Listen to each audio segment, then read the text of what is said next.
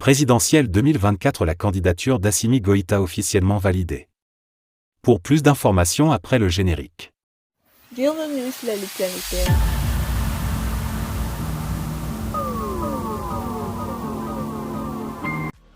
Mais tout d'abord, avant de commencer, n'oubliez pas de vous abonner et activer la cloche de notification, car cela vous permettra de ne plus manquer les prochaines vidéos. Let's go!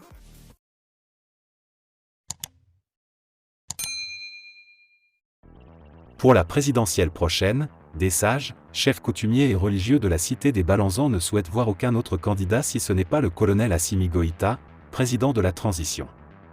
Agissant de concert, les autorités traditionnelles et religieuses de Ségou ont alors dépêché, dans la nuit du samedi 11 au dimanche 12 février 2023, une forte délégation à Nioro pour, dit-on, rencontrer et recueillir l'avis du puissant shérif appelé Mbouye.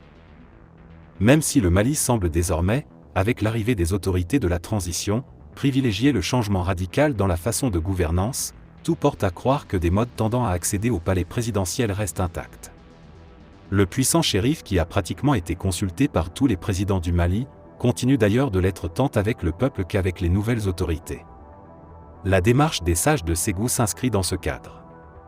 Au cœur de cette région, les sages, chefs coutumiers et les religieux semblent parler d'un même langage, au sujet de la présidentielle qui se pointe à l'horizon. Ils décident, sans nul doute, de placer leur confiance en la personne du colonel Assimi Goïta, président de la transition. Les sages et les différents leaders ont non seulement fini par choisir le colonel Goïta comme leur candidat, mais cherchent aussi à obtenir le soutien indéfectible du puissant shérif de Nioro, pour l'aboutissement de leur combat.